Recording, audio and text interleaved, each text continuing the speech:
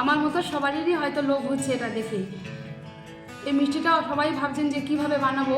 আজকে কিন্তু একটা মিষ্টি রেসিপি এটা বানাতে কিন্তু কোনো ছানা লাগছে না, ময়দা লাগছে না। এটা আমি বানিয়েছি ঘরে সামান্য থাকা জিনিস, মুড়ি। সবার ঘরেই আশা করি মুড়ি থাকে, অনেকে নরম হয়ে যায় সেই মুড়িটা ফেলে দেন। সেই মুড়িটা না ফেলে দিয়ে আমি আজ বানিয়েছি। তাহলে করা যাক।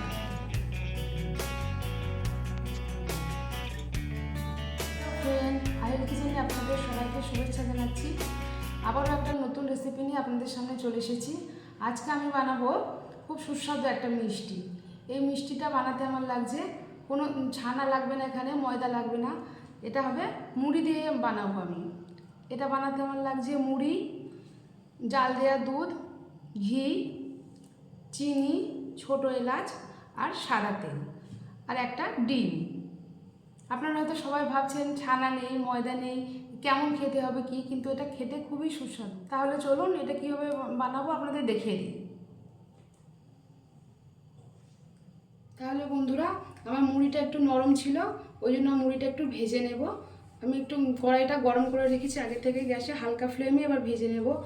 অনেক সময় আপনারা ঘরে থাকা নরম মুড়ি হয়তো নরম হয়ে গেলে সেটা ফেলে দেন, কিন্তু সেই মুড়িটা ফেলবেন না। এইভাবে গরম করে মিষ্টি বানালে আপনি দেখবেন কত সুন্দর হয়। আর অনেকে আশ্চর্য হয়ে যাবে যে মুড়ি দিয়ে এরকম একটা মিষ্টি। এইভাবে হালকাভাবে নাড়তে থাকবেন, আর মুড়িটা একটু বেশ মচমচে হলে জিনিসটা খেতেও ভালো লাগবে। তাহলে মুড়িটা কিছুক্ষণের জন্য হতে থাকুক, আবার আপনাদের সামনে ফিরে আসছি। আমার মুড়িটা হয়েই গেছে, একটা আপনাদের দেখিয়ে দিই। দেখুন কত সুন্দর মুচমুচে হয়েছে। দেখুন মুড়িটা কিন্তু একদম নরম ছিল, এই দেখুন মুচমুচে হয়ে গেছে। এবার আমি এটা ঢেলে নিয়ে কিছুক্ষণের জন্য ঠান্ডা হতে রেখে দেবো, তারপরে মিক্সারে দিয়ে গ্রাইন্ড করে দেবো। তাহলে বন্ধুরা, আমার এটা গ্রাইন্ড করা হয়ে গেছে। এবার আমি এটা দুধের মধ্যে দিয়ে একটু টো টাইপের তৈরি করে নেব। তো দেখুন সেটা কিভাবে করি। প্রথমে কড়াইতে যে দুধটা জাল দিয়ে নিয়েছিলাম সেটা অল্প পরিমাণ দিয়ে রেখেছি, সবটা একেবারে দিচ্ছি না, যদি পরে লাগে আবার ওটা একটু দেবো। গ্রাইন্ডটা ঢেলে দিচ্ছি মুড়ি গুঁড়োটা।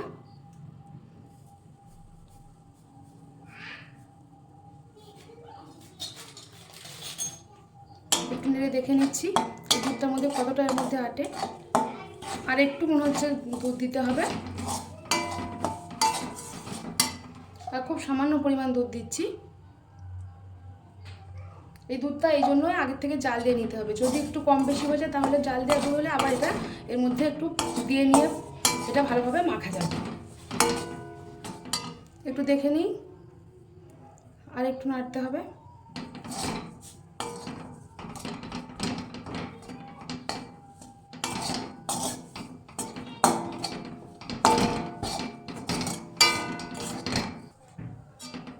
এবার একটু দেখে নেব আমার এটা কত দূর হয়েছে। হাতে যদি লেগে যায় তাহলে আর একটু নাড়তে হবে, না হাতে লেগে যাচ্ছে, আর একটু নেড়ে নিতে হবে।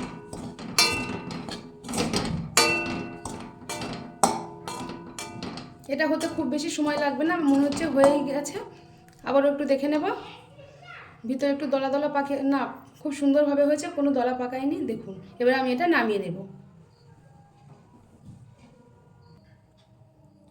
মুড়ি গুঁড়ো আর দুধ দিয়ে যে মিশ্রণটা বানিয়েছিলাম আমি, সেটা খুব গরম নেই।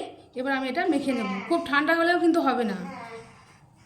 এর মধ্যে দেখুন আমি মিশ্রণটা আপনাদের দেখিয়ে দিচ্ছি, ভিতরে কোনো রকম গুলটি নেই, একদম পুরো মনে হচ্ছে ময়দা আটা মাখলে যেরকম একটা তৈরি হয় ঠিক সেরকমই খামির তৈরি হয়েছে। দেখুন দেখুন আপনাদেরকে দেখিয়ে দিচ্ছি, দেখুন কত সুন্দর।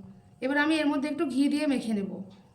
ঘিয়ের পরিবর্তে আপনারা সাদা তেলও দিতে পারেন, তা ঘিটা দিলে একটু খেতে ভালো বেশি লাগে, সাদা তেল দিলেও অসুবিধা নেই। আর একটু ঘি দেব। এবার এটা মেখে নেব, মেখে একটা ডো তৈরি করব।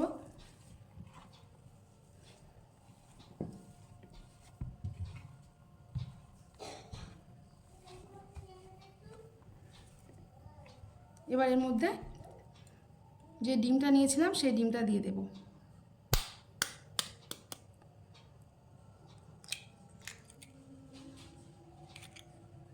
দিয়ে খুব ভালো করে মেখে নিতে হবে।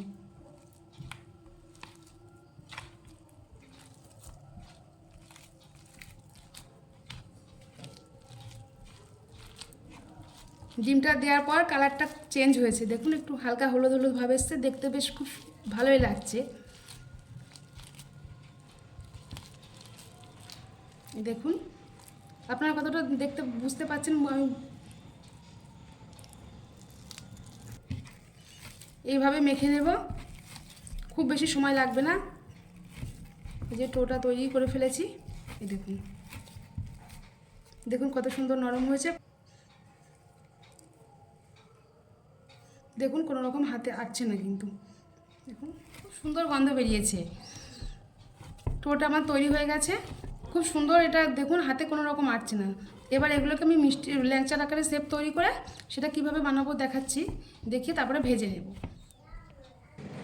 এবার আমি ল্যাংচার আকারে এগুলোকে তৈরি করে নেব।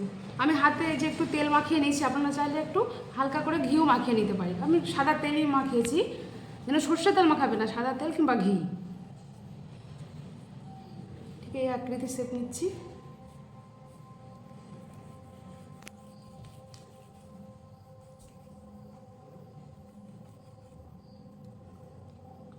মিডিয়াম একটা সাইজ দিচ্ছি।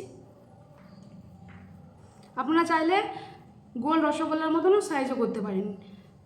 ডিজাইনটা আপনার পছন্দের, যেহেতু আমি ল্যাংচা বলেছি সেই জন্য ল্যাংচার আকারেই তৈরি করছি। যদি আপনাদের এরকম লম্বা পছন্দ না হয় তাহলে গোল মিষ্টির মতন করতে পারেন। দেখুন এভাবে একে একে আমি বানাতে থাকবো, আর আপনারা দেখতে থাকুন। ল্যাংচার শেপে সবকটাই তৈরি হয়ে গেছে। দেখুন কত সুন্দর এখনই দেখতে হয়েছে, জানি না তেলে ভাজার পর আরও কত সুন্দর হবে। দেখুন কত সুন্দর লাগছে দেখতে। সবকটাই আমি বানিয়ে ফেলেছি, এবার তেলে ভেজে নেব। কড়াটা গরম হয়ে গেছে, এবার তেল দিয়ে দিচ্ছি, সাদা তেল।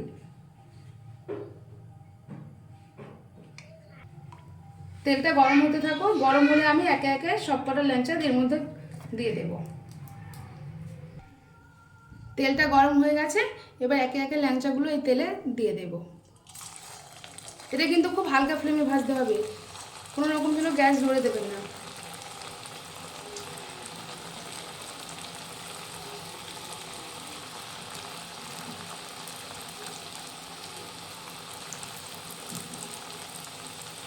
খুব সাবধানে ছাড়বেন, হাতে যেন কোনো রকম গরম তেল ছিটকে না যায়।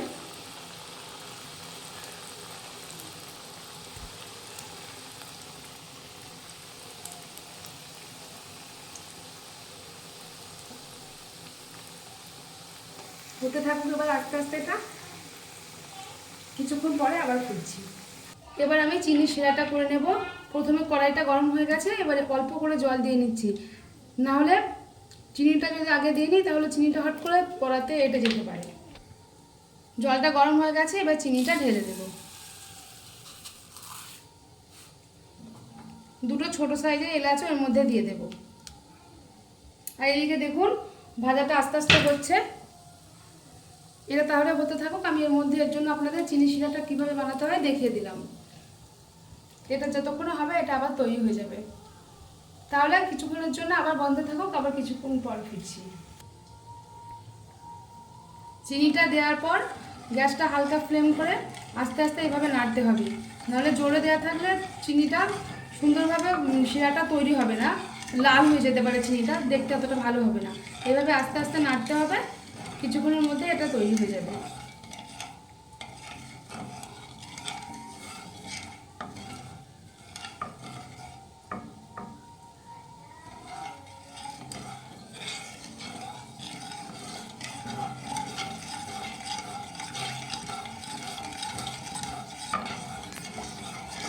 শিরাটাও আস্তে আস্তে হচ্ছে, আর এভাবে নাড়তে থাকছি। আর এদিকে ল্যাংচাগুলো এক পিঠ দেখে নেব, না এখন একটু হবে। ল্যাংচাগুলো আমার প্রায় হয়ে এসছে, একটু এবার দেখে নেব। হ্যাঁ প্রায় হয়ে গেছে, কয়েকটা এক পিঠ বাকি আছে, সেগুলোকে উল্টিয়ে দেব, আর কিছুক্ষণের মধ্যে এবার হয়ে যাবে এগুলো। দেখুন কত সুন্দর দেখতে হয়েছে।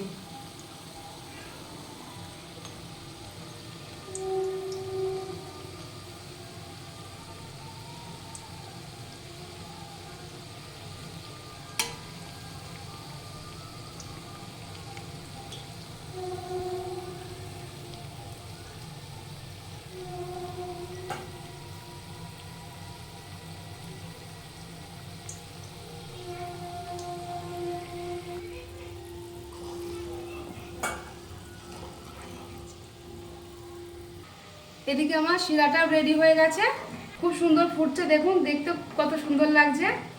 দেখুন ল্যাংচাগুলো একদম রেডি। এবার আমি তুলে নিয়ে চিনির শিরাতে, এই গরম অবস্থাতে চিনির শিরার মধ্যে কিন্তু দিতে হবে, তাহলে রসটা ভালোভাবে এর মধ্যে ঢুকবে।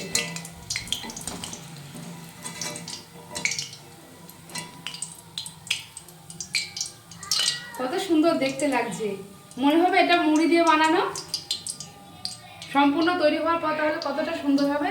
এই চিনির রসটা একটু দিয়ে দিলাম, দেওয়ার পরে সামান্য ফুটলে এবার ওটা একটু রসের মধ্যে দিয়ে 8 ঘন্টার মতো রেখে দেব। হ্যাঁ ফুটে গেছে, এবার গ্যাসটা অফ করে দেব।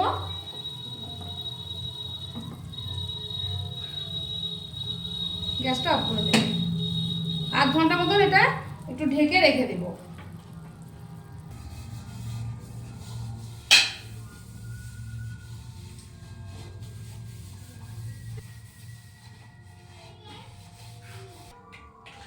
এবার ঢাকনা দিয়ে দিলাম, 8 ঘন্টা মতো এটা থাকুক, তারপরে কত সুন্দর দেখতে হয়েছে আপনাদের আবার দেখাবো।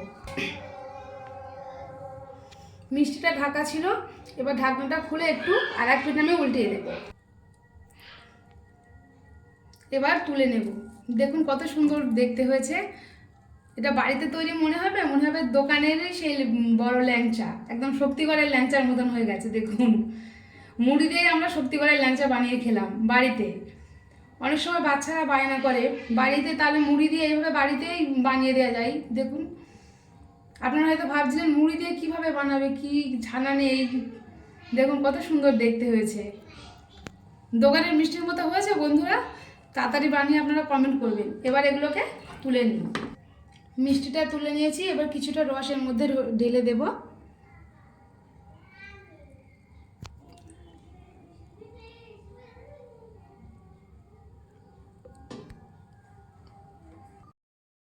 বন্ধুরা মুড়ির ল্যাংচা আমার একদম রেডি। তাহলে আপনারাও সময় নষ্ট না করে চট জলদি আমার মতো বানিয়ে ফেলুন। আমার তো দেখে খুবই লোভ হচ্ছে, আশা করি আপনাদেরও এমনই হচ্ছে। তাহলে এটা বানাতে খুব বেশি সময়ও লাগে না। আপনারাও চট জলদি বানিয়ে খেতে কেমন হয়েছে কমেন্টে জানাবেন। আর চ্যানেলটা অবশ্যই সাবস্ক্রাইব করবেন, শেয়ার করবেন। সবাই ভালো থাকবেন, সুস্থ থাকবেন, এখানেই শেষ করছি।